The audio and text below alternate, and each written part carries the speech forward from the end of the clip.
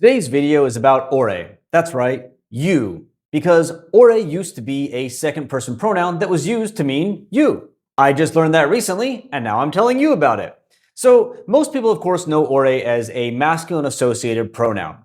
Generally speaking, ore is associated with somewhat gruff, manly, or potentially aggressive, vulgar speech. It's not inherently rude by any means, but it's also one that you're not supposed to use at like work or things like that. I mean, depending on the job. Certainly not in like an office setting. That said, as I've talked about in other videos, such as my video on Japanese pronouns, there is no only one group that uses ore, and there's plenty of research on Japanese women that use ore. Some of these are because, again, they want to be rough, rude, and vulgar, but uses are quite diverse. And for instance, ore has long been noted as a gender-neutral pronoun in a lot of Japanese dialects, including, perhaps especially, more rural farming communities.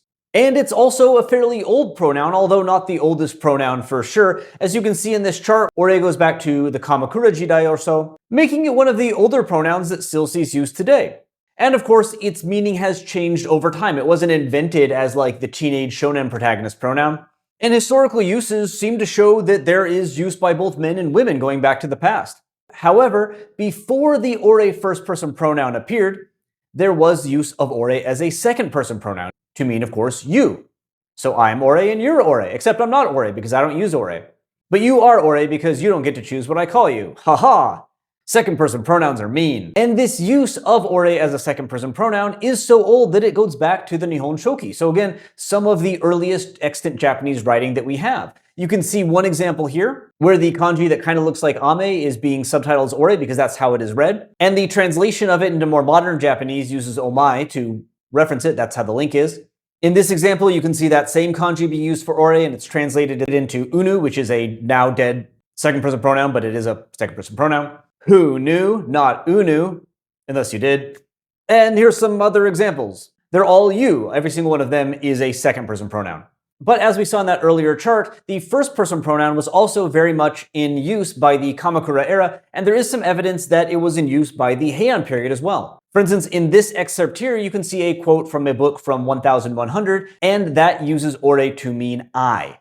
Now, the quote in this text is actually from a child, so the researcher on it notes that maybe it is like a mistake, but the same study notes that the first recognized uses of ore were actually for lowers to their uppers. And so if this was only a child thing, it probably would not have evolved into something that adults actually use like that. Adults tend not to borrow children's language. So there actually is a strong possibility that the I ore and the U ore existed at the same time, although generally speaking it seems that by the Muromachi period, so 1336 or so, the U ore was dead.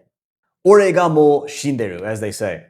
However, what's really surprising here is that it doesn't seem like these two pronouns necessarily had any relationship to each other. Indeed, if you look up the etymology of ore, the first person pronoun, you'll find that most people think it evolved out of onore, which is another first person pronoun. But the paper that I've shown you most of the clips from, an academic study kind of ore in both forms, actually looks at the three possibilities that one, both versions of ore came from onore, two, the U ore came from onore and then the I ore evolved out of that. Or three, the U ore has nothing to do with the I onore, and I'll spare you all the details, but this is a publicly accessible study if you want to read it, and they actually conclude that number three seems to be correct. And of course, we never will know why the U ore fell out of fashion, but obviously if there is a first person ore that is developing, the idea that it would supplant a second person one that is maybe seen as old hat or losing its uses is not unthinkable. Indeed, the existence of a single word which has two contrasting meanings at the same time is quite possible.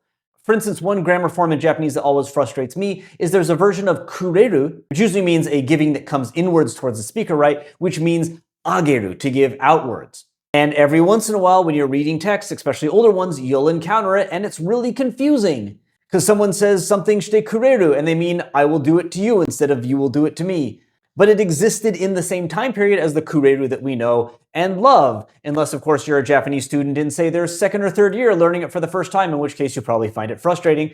But imagine how frustrating it would be if both kurerus were mainstream. But anyway, ore found out this information, and so ore decided to tell ore about it. And so if you enjoyed learning this, ore would appreciate it if ore would give ore and ore. Two appropriate possibilities would be a cafe ore or an oreo.